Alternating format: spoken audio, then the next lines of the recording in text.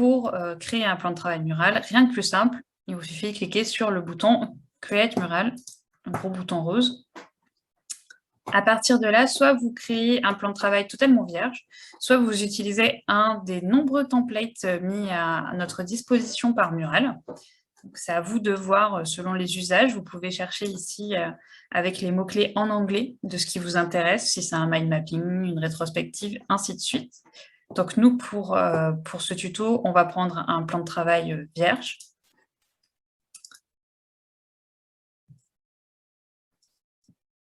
Voilà, donc là, on se trouve dans le plan de travail Mural. On peut commencer déjà par lui donner un titre. Admettons, si on organise une réunion du 20 août 2020, par exemple. Les fonctionnalités de base, donc elles se trouvent sur le côté. Déjà, vous avez la première fonctionnalité texte, soit pour créer du texte tout simplement, sous forme de titre. Voilà. Du 20 août. Vous pouvez le rétrécir comme ça, juste avec, en sélectionnant le coin du texte, changer la couleur et aussi quelques autres fonctionnalités. Donc, je vois avec les polices, le mettre en gras, souligner. Voilà. C'est assez modulable. Voilà pour cette partie-là. Après, vous avez ce deuxième fonctionnalité texte qui sert à faire des paragraphes. Donc voilà, vous prenez toujours, vous le prenez et vous le faites glisser sur votre plan de travail. Ça va être un peu pareil pour tous les éléments. Donc, la réunion thème, l'organisation de notre futur projet. Là, c'est écrit un peu en gros, donc vous pouvez aussi rétrécir le texte comme ça, avec le A-, ou le grossir avec le A+, à nouveau pour moduler comme vous le souhaitez. Vous pouvez ajouter un fond, par exemple, et même un lien qui vous permettra de cliquer dessus et d'arriver directement sur une autre page web. Cette petite bulle, elle sert à faire des commentaires, donc ça peut être pratique si on a un projet de groupe. Voilà, vous prenez la petite bulle commentaire, vous la mettez où vous le souhaitez, et vous laissez un commentaire pour vos collègues ou autres. Un autre type pour la réunion, par exemple, si j'ai envie de laisser ce commentaire-là. Voilà, ça s'affichera de cette manière. Ensuite, on a toute la panoplie de post-it, donc différentes tailles, différentes couleurs. Donc, on peut choisir par exemple un post-it carré, toujours pareil, on le prend et on le fait glisser. Voilà. Pour écrire dans un post-it, une fois qu'on l'a plus sélectionné, on reclique dessus 2 fois par contre. Une fois, ça ne fonctionne pas, donc double-clic. Et on peut noter tout ce qu'on veut. Et aussi moduler un peu comme les textes, hein, le rétrécir, grossir, rétrécir l'écriture à l'intérieur du post-it, changer la couleur, ajouter un lien, ajouter une bordure. C'est vraiment très modulable.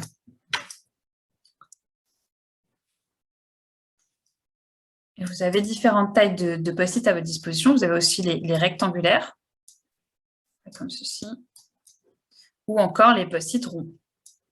Donc ça laisse pas mal de possibilités pour tout ce qui est brainstorming notamment, ça peut être assez sympa.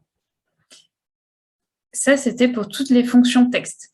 Ensuite, on a les formes.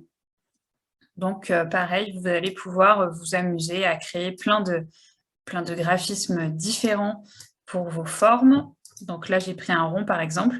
Donc, la petite astuce, vous avez vu que quand j'ai voulu rétrécir mon rond, il devenait un petit peu ovale et ça devient n'importe quoi. Donc, si vous voulez garder un joli rond, il vous suffit de garder la touche majuscule enfoncée avant de le rétrécir. Comme ça restera toujours sphérique. Et ça ne fera pas un ovale comme l'autre, comme le premier. Vous avez aussi la possibilité d'ajouter des flèches ou des traits, voilà, pour faire des liens entre vos objets ou noter une petite indication. Par exemple, si je veux dire que ce rond représente une table, je ne sais pas. Je peux noter.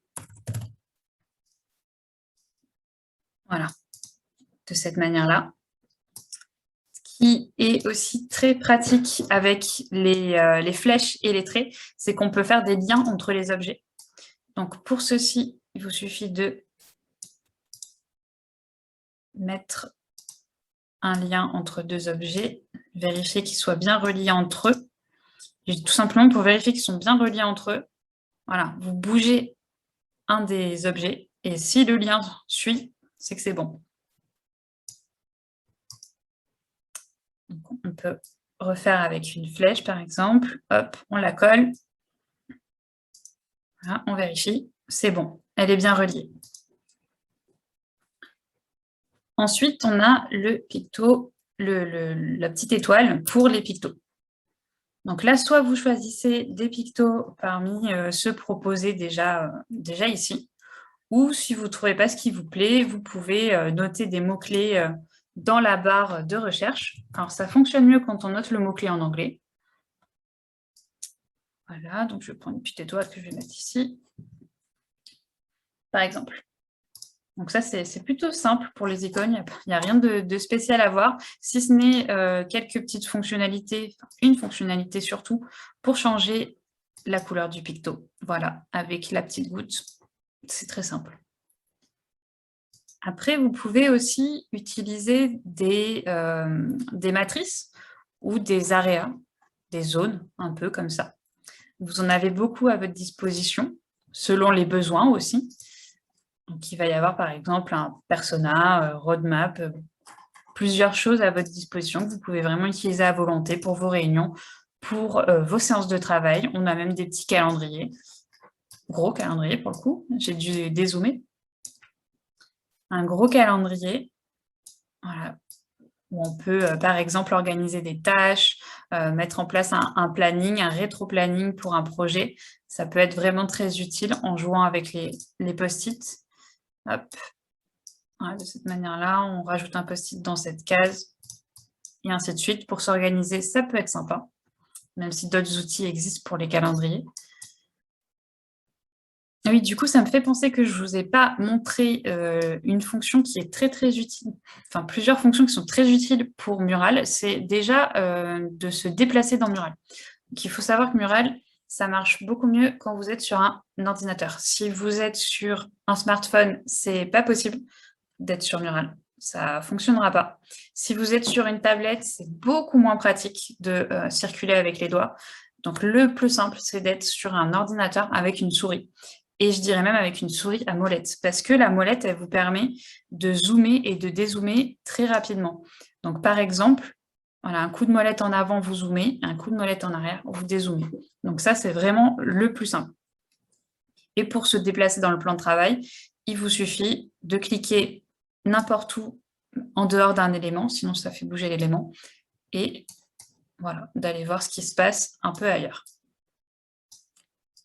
Autre chose que vous pouvez faire pour vous déplacer dans Mural, vous pouvez utiliser la petite main. Si vous avez beaucoup d'éléments sur votre plan de travail, que ce n'est pas possible de sélectionner quelque chose sans faire bouger un élément, à ce moment-là, vous prenez la main d'ailleurs, pour vous mettre en mode navigation. Et là, vous pouvez cliquer n'importe où, même là où il y a des éléments, pour circuler dans le plan de travail. N'oubliez pas de recliquer sur la main pour enlever le mode navigation. Et dernière possibilité, pour se déplacer, cliquez n'importe où là, dans l'espèce de petit carré avec un carré vert. Ça vous permet de naviguer, de circuler rapidement aussi dans votre plan de travail. Donc là, il est un petit peu vide, notre plan de travail. C'est pour ça qu'on ne voit pas tellement d'éléments, mais on a bien circulé dedans. Pour le zoom, vous pouvez aussi utiliser le petit plus et le petit moins en bas de l'écran, ou encore déplacer le curseur de cette manière Et dernière astuce pour le zoom, vous pouvez faire CTRL+ avec votre clavier ou CTRL- également avec votre clavier pour zoomer et dézoomer. Donc là, je pense qu'on a fait le tour. Oui, on a fait le tour sur les fonctions pour se déplacer dans Mural, pour zoomer et pour dézoomer.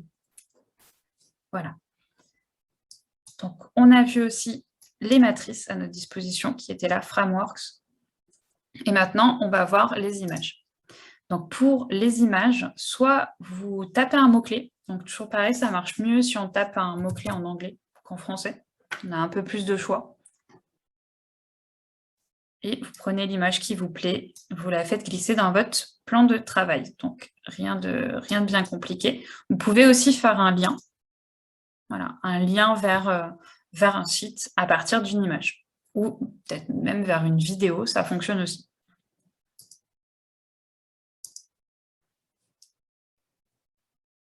Autre possibilité, vous pouvez importer directement une image qui serait sur votre ordinateur, donc voilà, en cliquant simplement sur Import image depuis votre ordinateur, voire même depuis votre Google Drive, Dropbox ou OneDrive.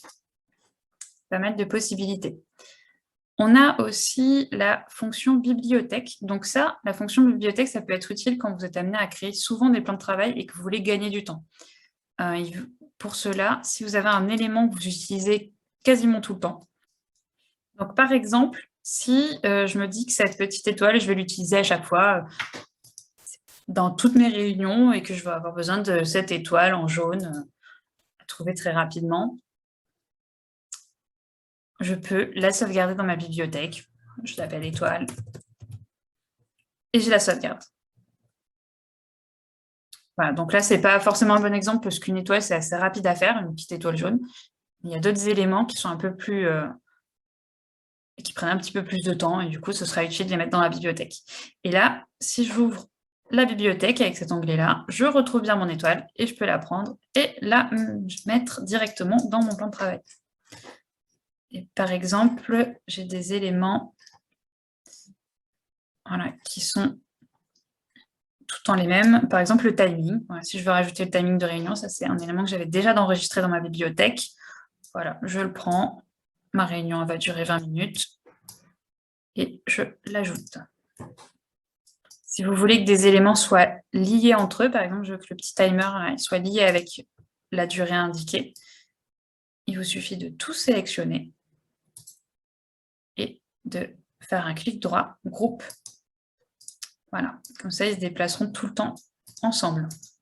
Vous pouvez faire ça avec un petit peu tous les éléments que vous souhaitez sur votre plan de travail. Ensuite, on a vu donc l'onglet bibliothèque. On va voir l'onglet juste là. Alors cet onglet-là, il sert simplement à importer des fichiers qui ne seraient pas des images, même si ça fonctionne d'importer une image avec. Vous pouvez importer aussi des PDF. Voilà.